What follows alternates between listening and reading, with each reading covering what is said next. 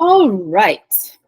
Welcome, welcome, welcome to day three. For those of you joining us live, as well as those of you that will be listening to the recording, we have made it to day three.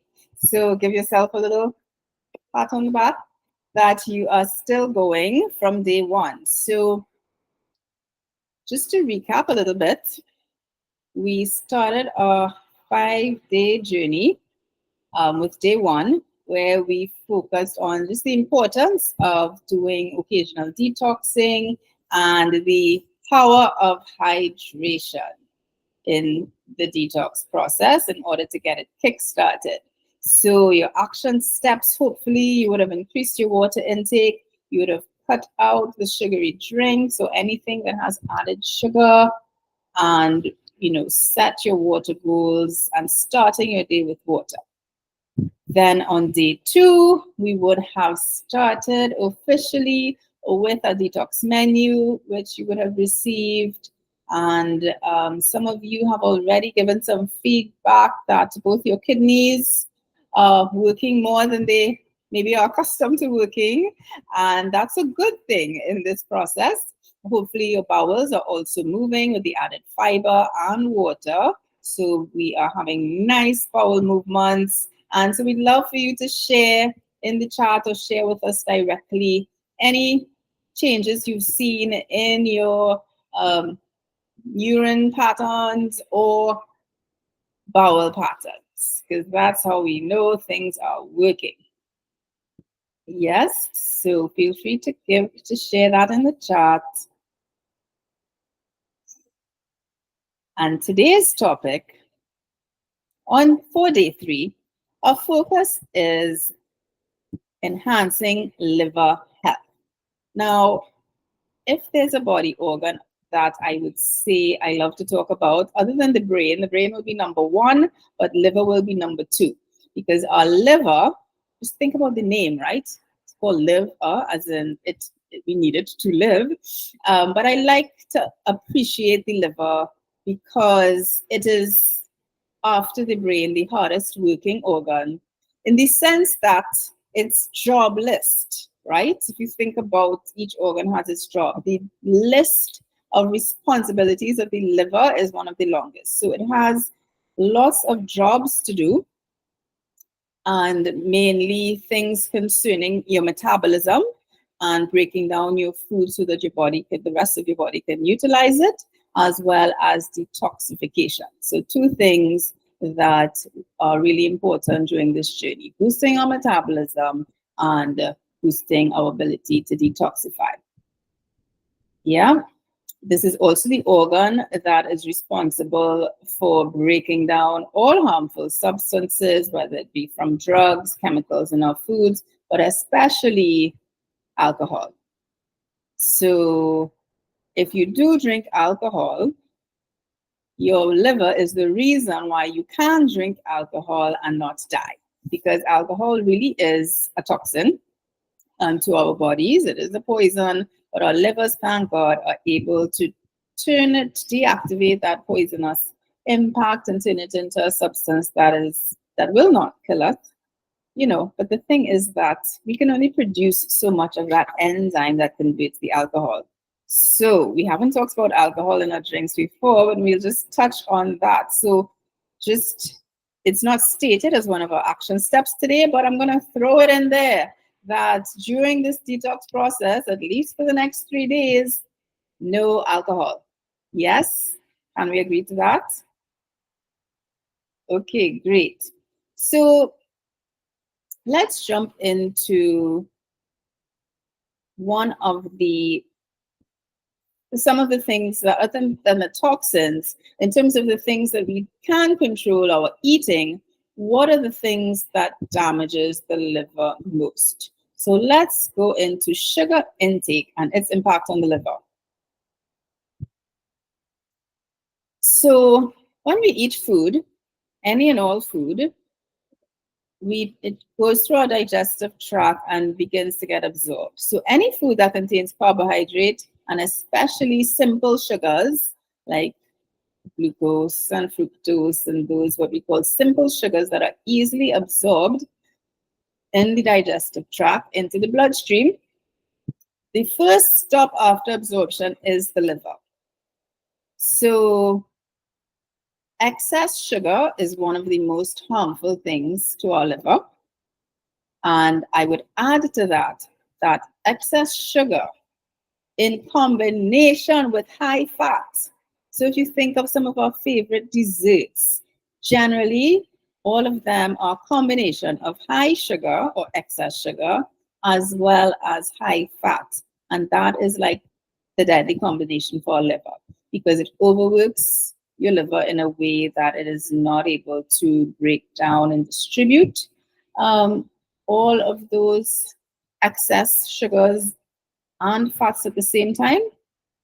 And so for the rest of this process, we're going to focus on identifying added sugars and hidden sugars in our foods and how we can decrease our total sugar intake in order to help your liver to catch itself, basically. Yes. So over time, this excess intake of sugar can contribute to conditions like fatty liver disease, which we know if you have been diagnosed with fatty liver, which let me tell you, the diagnosis of fatty liver over the last 10 to 20 years has skyrocketed.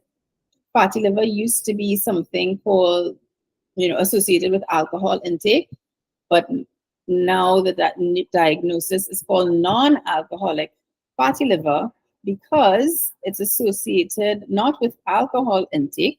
So even people who do not drink alcohol can have their liver affected, and it's related to lifestyle factors, namely the excess intake of calorie-dense, high-sugar foods, coupled with reduced activity and exercise. So if that is the cause, then the cure is also lifestyle. There's no medication or drug yet at this point that is recommended to treat fatty liver.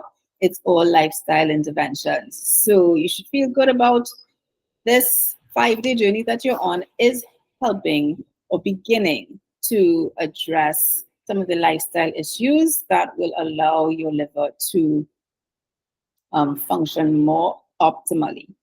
Yes.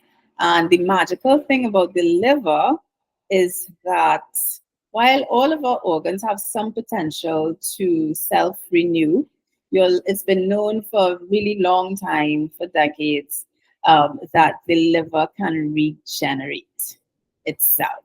So with a little tender loving care, your liver can regenerate and improve its function. So that is a well-known quality of the liver. So the next question you may have is, okay, well, how do I know that my liver may be struggling to detox? Yeah, so we just want to highlight some signs that your liver may be struggling to detoxify. And some of these are vague, right? But if you identify with many of them, then it can be a sign. So first of all, we have fatigue, right? Persistent tiredness and low energy levels that is not, associated with any other major cause. Brain fog, difficulty concentrating, poor memory, mental fatigue, right? And the reason for this is that if your liver is not detoxifying as it should, it's easier for you to build up toxins in your body, and therefore it will get into your brain circulation, so it can slow down and affect your ability to concentrate and your memory. Digestive issues. So sometimes excessive bloating, constipation, indigestion are common signs associated with liver sluggishness, right? So keep that in mind. Now, I would say that the symptoms that I've called so far, these are before that you reach to a stage of being diagnosed by a blood work that say, okay, something's wrong with your liver. Because our focus is on optimal function. We don't want to get to the point where it's showing up in your lab work that your liver is malfunctioning. Yeah. So these symptoms are kind of the early stages that what you may be struggling with what we may call a sluggish liver. So it's still functioning, but it's struggling a bit. Unexplained weight gain would be number 4. Yeah, because when your liver is overloaded and overworked, as I like to say, with the detoxification process, then fat burning is not a priority and it can't keep up with that. So it will prioritize the major jobs of keeping you alive by detoxifying all the poisonous substances and versus fat burning. So when you eat excess calories, they would tend to be stored as excess fats, particularly around the abdomen, instead of being burnt for energy. Skin issues, right? So rashes, especially eczema, itchy skin, even acne has been associated with the buildup of toxins in your bloodstream that will then try to come out through the skin. Frequent headaches, like migraines, can also be linked to a sluggish liver or that your body's struggling to get rid of toxins effectively. Certain allergies or sensitivities, especially if at a certain age, like as an adult, you start developing new allergies and new sensitivities, like to chemicals or pollen or environmental allergens that you did not have when you were younger. That can also be a sign that the liver is struggling in ways that it was not when you were younger. So the ones that I'm about to call now tend to be at a later stage when things get worse. So a classic sign of uh, liver issues is jaundice, which can be the yellowing of skin and eyes. So if you look at the whites of your eyes and you're finding that they are more yellow than they should be or than they used to be, definitely want to, that would be at the stage where you want to get your liver checked. Yes, to see if it might be at the stage where it may show up on blood work. Yeah. Abdominal pain and bloating. If you are having actual discomfort in your abdomen on the right upper side of your abdomen, which is where the liver is located, then that is also again reason to have a medical assessment to get that checked out, because that could be associated with your liver. Dark urine and pale stools. So again, as we mentioned on day 1, you want to look at your urine when you're fasting, especially your first morning void and throughout the day. So it's okay if your first urine is a little darker than usual, but it should not be brown. It should be, and throughout the day, it should get lighter, pale yellow. Yes. Um, Pale stools, especially pale stools that float, right? So a good healthy stool should be brown. Um, so if it is light brown or has white in it, that's a sign that your body is not breaking down fats and the fats are just coming out. And so that's also an indication that you may be having liver and gallbladder issues. And then we have hormonal imbalances, that can lead to issues like mood swings, PMS, irregular periods. Liver function can also affect those. Yes, and I would say the last indication would be if you actually do have or have been diagnosed with non-alcoholic fatty liver disease. Yeah, now you may not have symptoms in the early stages of this disease, but on the later stages, you may get symptoms such as poor appetite or nausea. So if those are our top reasons or top signs that your liver may be sluggish, may be struggling with your total toxic load, and may need some support. So all we are encouraging in this 5-day journey is for you to be aware of ways that you can support your liver, because it does work hard. And during this 5-day journey, in addition to your kidneys and your colon, which we would have touched on in the previous days, today we want to highlight and appreciate the work that your liver is doing. So we're going to have an interactive session where we would just want you to take a minute to acknowledge any symptoms that you may be experiencing. We would have sent you, I believe, um, a brief detox questionnaire or assessment form that you can do for yourself to see where you are in terms of symptoms. Some of these symptoms you may not even have acknowledged as symptoms because maybe you've been living with them for a while, so they've just become part of your daily routine. But we want to acknowledge that sometimes these are symptoms that can be associated with um, this organ not functioning optimally. Yeah, so take a minute and check through this list of symptoms. So we have difficulty losing weight, um, or it might be for you difficulty losing that last 10 pounds. Maybe you've done well with your weight loss, but you seem to be stuck with that last 10 pounds you really think you need to lose, but it's very hard. Yeah. Or for you, if you have lost weight, but there seems to be the weight around the middle isn't budging. Yeah, this is also a reason why we want to focus on the action steps for today.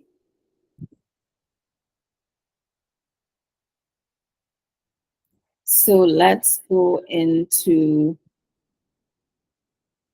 taking action. So what are our action steps? We're focusing on day 3. Of course, you're continuing with your 5-day menu. So continuing the menu and, stocking up on anything you may not have gotten for day 1, adding it in today. But in addition to that, we want to add on no sugar added. So we would have cut out the sugary drinks, but now we want you to become a bit of a detective and look at what other foods you may be eating that come in a package. So of course, if you're buying your natural fruits and vegetables, there's no added sugar in that. But anything that you're buying or have in your pantry that comes in a package, we want you to be a detective and we are looking at the ingredients list for added sugar. So you can't tell just by looking at the nutrition facts, right? Whether it's added sugar or natural sugar in a product. So the only way to know is to read the ingredient list. So if in the ingredient list you see sugar or terms that are synonymous with sugar, so for example, glucose, fructose, dextrose, yeah, just to get started. And I would mention that in this 5-day journey, we're just touching on this in terms of learning, but in our full 6-week reset and recharge, we have a 6-week reset and recharge, which we've run before and we will be running again in October, where you would learn a lot more. So if you're interested in learning a lot more than we are covering today, then that's something that we would highly recommend you look into joining us for the full reset and recharge experience. So the key would be looking at all packaged products. So this includes your almond milk, your milk substitutes, your yogurts, your any sort of bread, cracker, snacks that you typically enjoy. So examining those, and definitely for the next 3 days, you want to find alternative choices that do not have added sugar. Yes? So we really want to give your liver a break from having to process any excess or added sugar. So we're challenging you to a 3-day no added sugar for the rest of these 3 days. Yeah?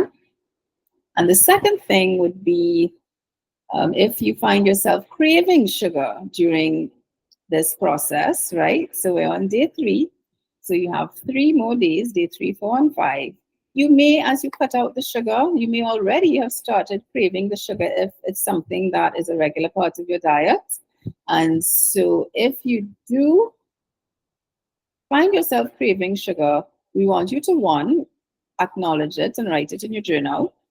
So, and really tap into the physical feeling in your body, as well as any triggers. So you may be craving sugar at a specific time of day. You know, ask yourself, is it related to stress? Is this craving in response to a feeling of anxiety or stress in my day? Is it at the end of the day when I'm usually looking for comfort? And that's when I usually have some sugar. So just journaling about the sugar cravings instead of just giving into them, so you can understand the messages that your body is sending you with these cravings.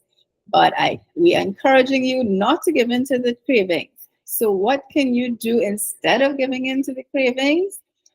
Our suggestion on this journey is every time you get that craving, you drink a cup of herbal tea. Yeah?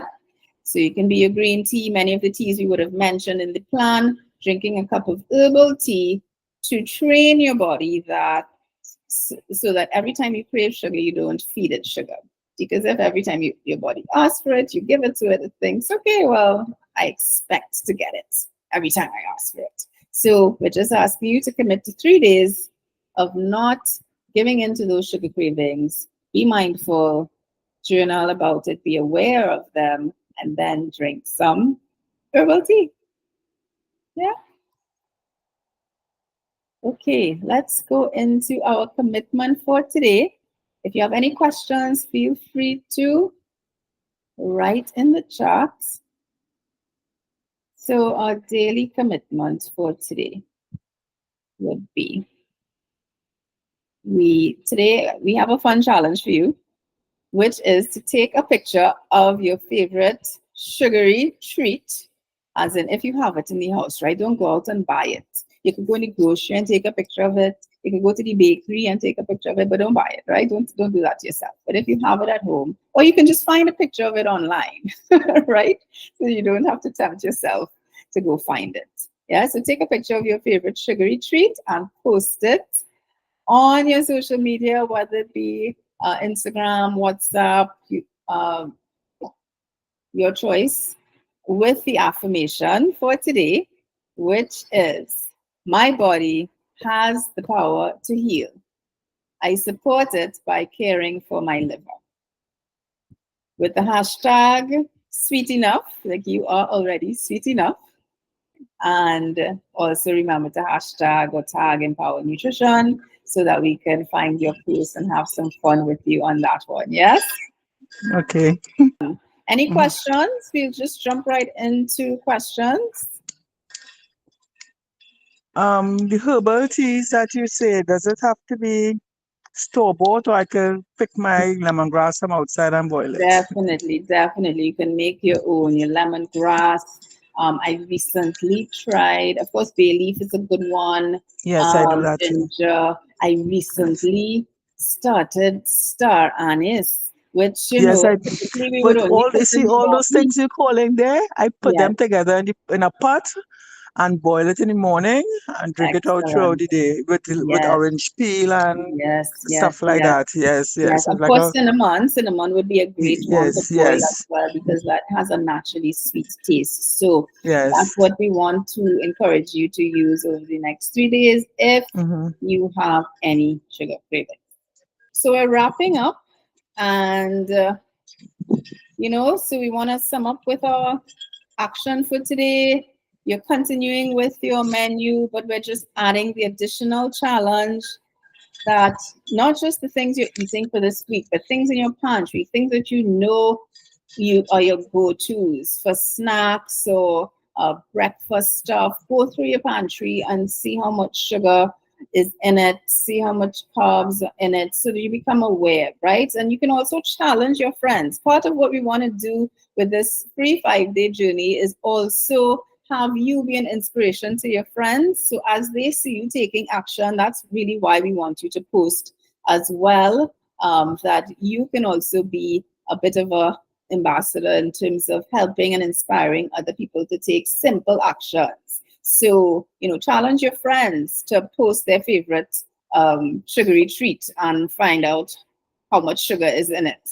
Yes, so have fun with today's challenge and today's commitment step. And we will see you tomorrow. Sneak peek for tomorrow, we will be diving into mind body detox. So we have some fun with that. So hopefully you can join us live tomorrow on day 4 for that. Okay, so we'll be touching on managing stress and some mindfulness practices that you can incorporate on this detox journey.